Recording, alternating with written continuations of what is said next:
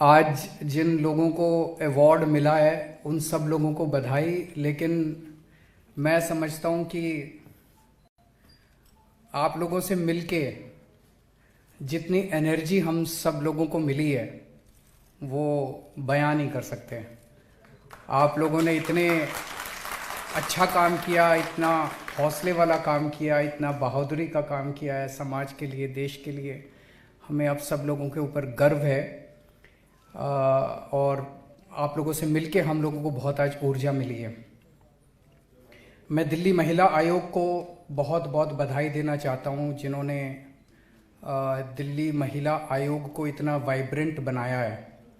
जैसे अभी स्वाति जी कह रही थी कि इनके पहले, हमारी सरकार बनने के पहले जो दिल्ली महिला आयोग था उसने 8-9 साल में 1 केस किया था और इन लोगों ने 5 साल में 1.25 लाख केस किए हैं।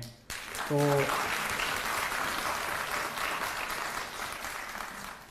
किसी भी सरकार में ये जो आयोग होते हैं, कमीशन होते हैं, ये एक्चुअली ये होता है कि भाई अगर किसी को पॉलिटिकल लेवल पे अगर वो करना है तो चेयरमैन बना दो। तो कोई ये सारे चेयरमैन और जितने कमीशन है वो इस तरह के बनाए जाते थे। हम लोगों ने अपना बेस्ट, हमारे पूरे सिस्टम में जो बेस्ट आदमी था स्वाति मालीवाल, उसको हम लोगों ने दिल्ली महिला आयोग का चेयरमैन बनाया। और आज दिल्ली महिला आयोग एक तरह से पूरे देश के लिए एक मिसाल बन गई है। महिला आयोग कैसा चलना चाहिए ये आप स्वाति जी से सीखिए। और मैं तो यहाँ तक कहूँगा कि राष्ट्रीय महिला आयोग को भी सीखना चाहिए कि महिला आयोग कैसे चलता है। दिल्ली महिला आयोग से सीखना चाहिए। आज दिल्ली महिला आयोग ने दिल्ली में एक सबसे बड़ी चीज जो की है, दिल्ली की हर महिला के अंदर एक सुरक्षा की भावना पैदा की है। दिल्ली की महिलाओं को यह लगता है कि अगर मेरे साथ कहीं कुछ हुआ तो मैं 181 पे फोन कर लूंगी। लगता है कि नहीं लगता कि 181 एक ऐसी फोन लाइन बन गई है। किसी के घर में पति ने कुछ कर दिया, बेटे ने कुछ कर दिया, किसी के आग लग गई, किसी के साथ अन्याय हो गया, किसी के साथ बलात्कार हो गया, किसी के साथ किसी भी तरह की कोई समस्या हो गई, कोई एक ही कंडीशन है, महिला होनी चाहिए। अगर महिला है और उसके साथ कुछ अन्याय हो गया तो फोन उठाओ, 181 करो और स्वाति मालीवाल पहुंच जाएगी।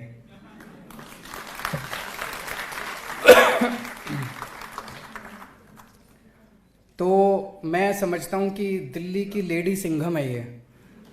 तो एक बार लेडी सिंघम के लिए जोरदार तालियां बजा दीजिए।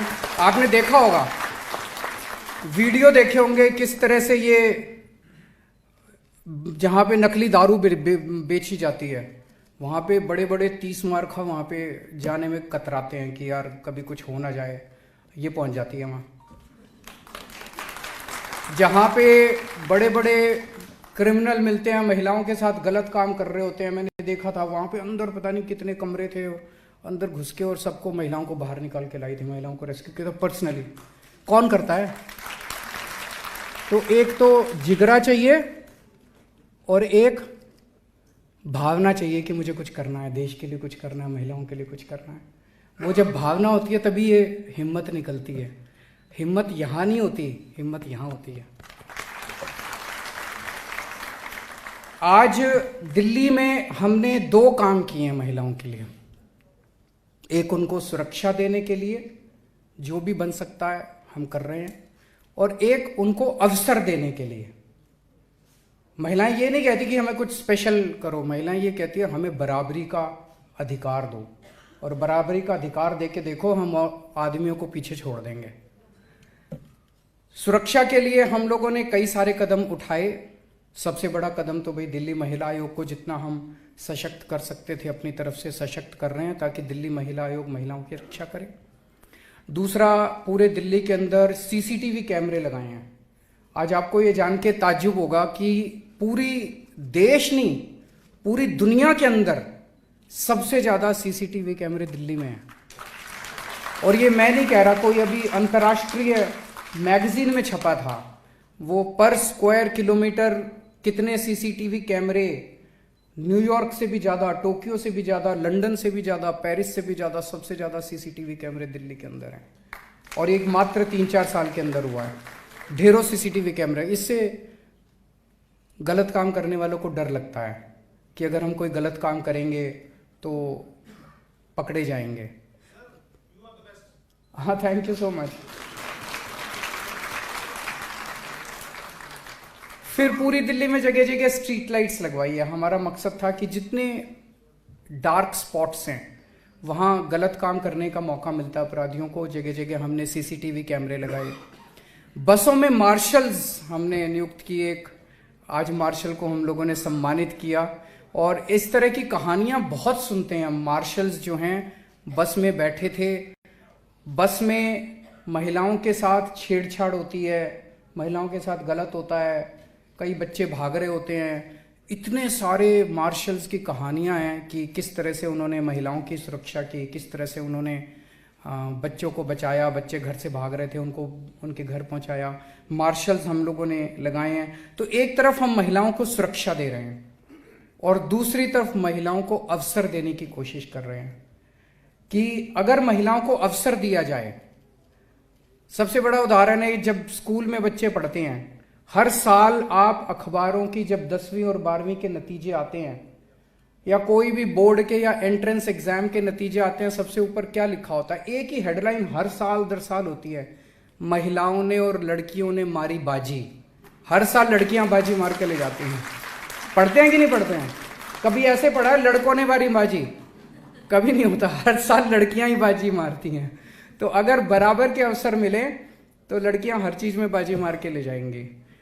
उस क्षेत्र में पहले दिल्ली के भी सरकारी स्कूलों का बहुत बुरा हाल था, जैसे देश के अन्य हिस्सों में। दिल्ली में भी बहुत सरकारी स्कूल बहुत खराब थे। तो गरीब आदमी के घर में खाने को नहीं होता, तो वो जब डिसाइड करना होता है, एक लड़की है और एक लड़का है, तो वो सोचता है यार मैं पेट काट के किसी तरह से लड़के को पढ़ा दूं, और लड़की को कहते हैं तो घर में ही काम में लग जा अपनी माँ के साथ। तो एक तो वैसे ही गरीब, और उस गरीब घर की बेटी। तो सबसे बड़ा सशक्तिकरण का माध्यम जो है वो शिक्षा है। अगर हमने लड़कियों को पढ़ा दें तो आधे से ज़्यादा सशक्तिकरण तो वहीं हो जाता है। आज दिल्ली के सरकारी स्कूलों में जो शिक्षा व्यवस्था इतनी शानदार हुई है, उसका सबसे बड़ा नतीजा ये है कि गरीब घरों की बच्चियों को अच्छी शिक्षा मिलने लगी है। और उसका अभी अभी आप लोगों ने 2 बच्चियों को सम्मान दिया। वो लड़की योगिता जो अभी यहाँ आके बोल रही थी, मैं समझा देता हूँ, वो बेचारी घबरा गई थोड़ा सा इतने सारे लोगों को देख के। हम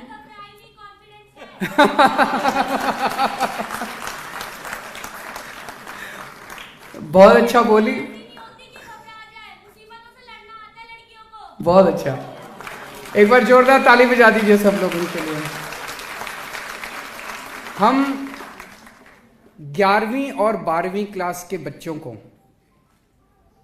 जो बच्चे बिजनेस करना चाहते हैं, हम एक भावना ये पैदा कर रहे हैं बच्चों के अंदर कि ग्रेजुएशन करने के बाद हमारे बच्चे नौकरी ढूंढते फिरते हैं। बीए कर ली, बीकॉम कर ली, एमकॉम कर ली, फिर और पीएचडी कर ली, और फिर नौकरी ढूंढ रहे हैं और नौकरी मिल नहीं रही। हम बच्चों को ये कह रहे हैं हमें नौकरी ढूंढने वाला नहीं, नौकरी देने वाला बनना है। हमें बिजनेस करना है, बिजनेस करना सीखना है। तो वो अंदर बच्चों के अंदर ये भावना कूट कूट के भरी जा रही है दिल्ली के स्कूलों के अंदर, सरकारी स्कूलों के अंदर, और उनको इनकरेज किया जा रहा है। वो कैसे किया जा रहा है? तो बच्चों को कहा जाता है भाई आप सोचो क्या बिजनेस करना चाहते हो और बिजनेस आइडिया लेके आओ, और ये हर बच्चे को 2-2 हज़ार रुपये देते हैं। 2 हज़ार रुपये तो कुछ भी नहीं होते। और फिर बच्चे इकट्ठे हो सकते हैं। मान लो 5 बच्चे इकट्ठे हो गए तो 5 के मिला के 10,000 रुपये हो गए। 10 बच्चे इकट्ठे हो गए तो उनके मिला के 20,000 रुपये हो गए। वो बच्चे टीम बनाते हैं और फिर वो बच्चे टीम बना के एक बिजनेस आइडिया सोचते हैं कि हम ये बिजनेस करेंगे, और वो एक्चुअली बिजनेस करना चालू करते हैं।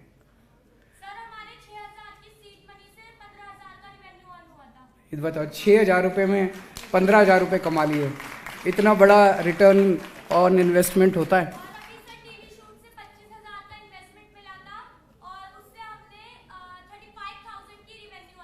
Very good. सो अब इन बच्चों ने वो 2-2 हज़ार रुपये से अपना बिजनेस आइडिया किया। बिजनेस आइडिया करके इन लोगों ने पैसे अर्न किए, जैसे ये बता रही है 6,000 रुपये से, मतलब 3 बच्चे थे ये, 2-2 हज़ार रुपये। उससे इन्होंने कुछ बिजनेस शुरू किया। बिजनेस शुरू करके इन्होंने माल बेचा, माल बेच के इनके पास 15,000 रुपये आए। फिर उन्होंने अपना बिजनेस आइडिया, जो भी बेस्ट आइडियाज़ थे, उनको देश के बड़े बड़े लोगों के सामने प्रेजेंट किया गया। इन्होंने प्रेजेंट किया, इन्होंने उनसे और इन्वेस्टमेंट मांगा और योगिता की टीम को 50 लाख रुपए का इन्वेस्टमेंट मिला है।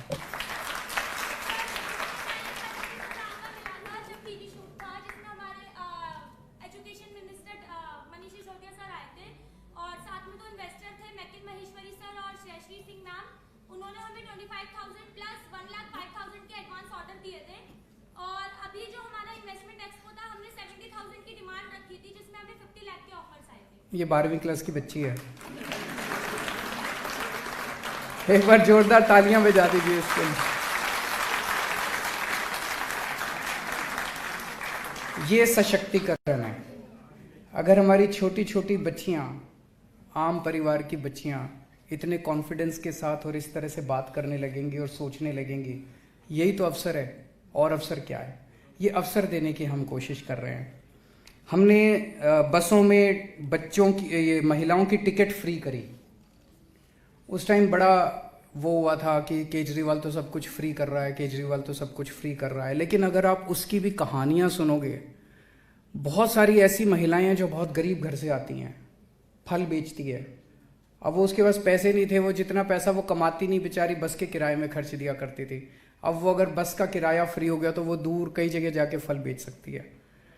कई सारी बच्चियां ऐसी हैं जिनके माँ बाप पढ़ाने के लिए, मेरे को एक जगह गया था, मैं बोली, एक लड़की मिली, बोली सर मेरा एडमिशन तो हो गया MBA में, लेकिन आने जाने के पैसे नहीं हैं। तो बस का किराया फ्री होने की वजह से वो आ जा सकती है, पढ़ सकती है, उसको शिक्षा मिल सकती है।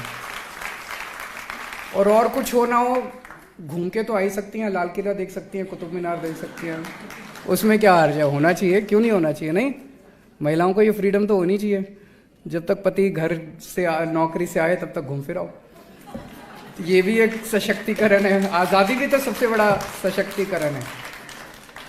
तो फिर से अंत में यही कहूँगा कि आप सब लोगों को, पूरे देश भर को, आदमियों को भी, औरतों को भी, सब लोगों को अंतर्राष्ट्रीय महिला दिवस की ढेर सारी शुभकामनाएं।